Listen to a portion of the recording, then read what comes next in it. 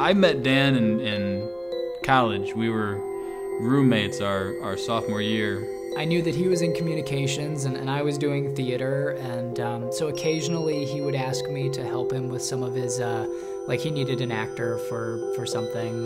You can't do this to me! I'm Chester Peyton! We both had a dream, I think, to make a movie or feature length or a short or of any kind. Senior year, he did this really creative, awesome project on his own. It was kind of like an independent study, and it was a documentary about our other roommate.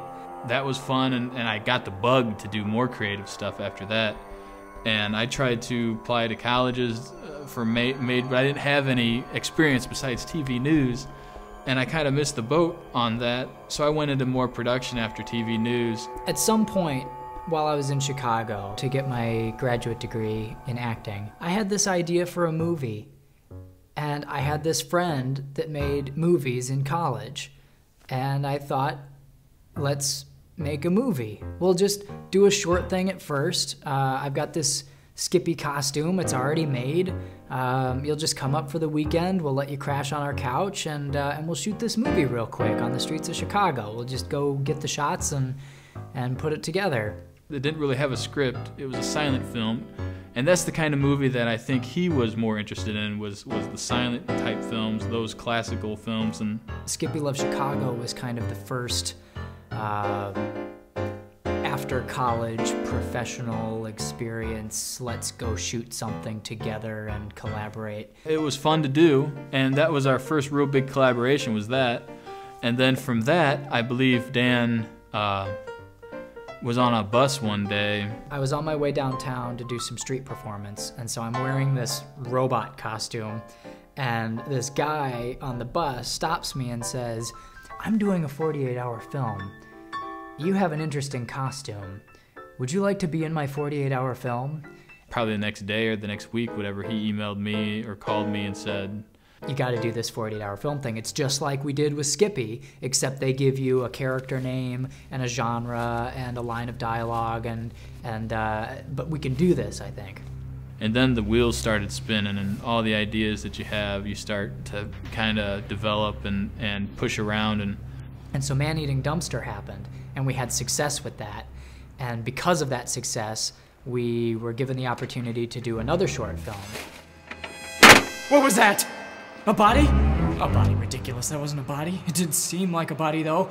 What we knew going into the fall shootout for the 48-Hour Film Festival was we knew it was going to involve a beer, a Sam Adams beer.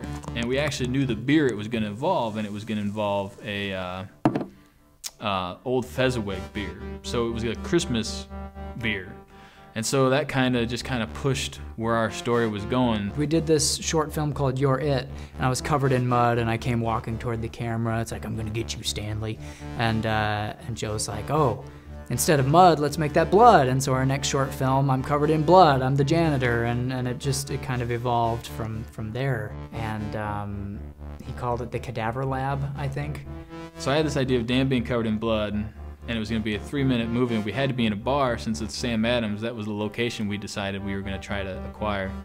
And we ended up getting that beer, and then it all kind of came together. Instead of being a Cadaver Lab type zombie sci-fi horror thing, we ended up doing Cadaver Christmas.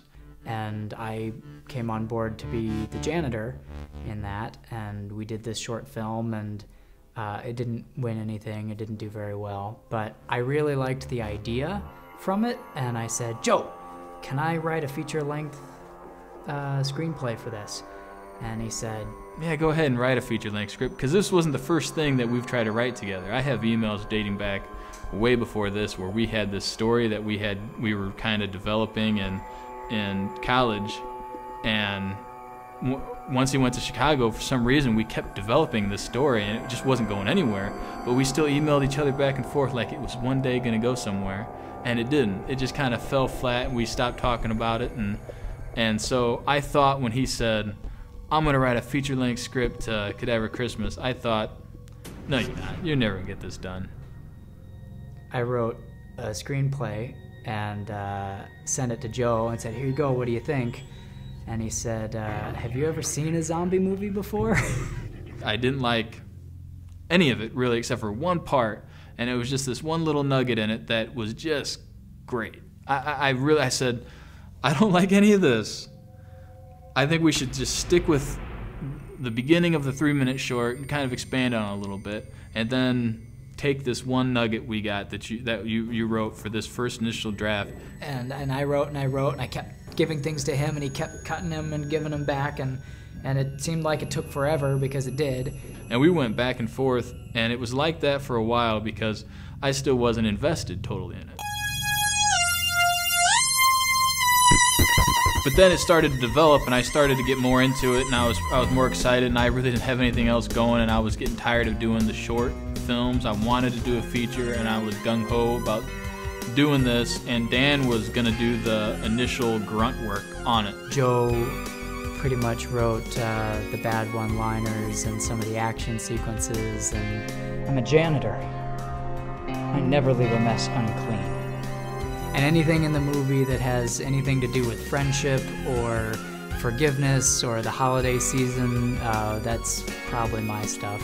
And then Hanlon Smith Dorsey was invited to join our writing team. What Hanlon brought to the table finally was a sense of, okay guys, you guys have been going back and forth.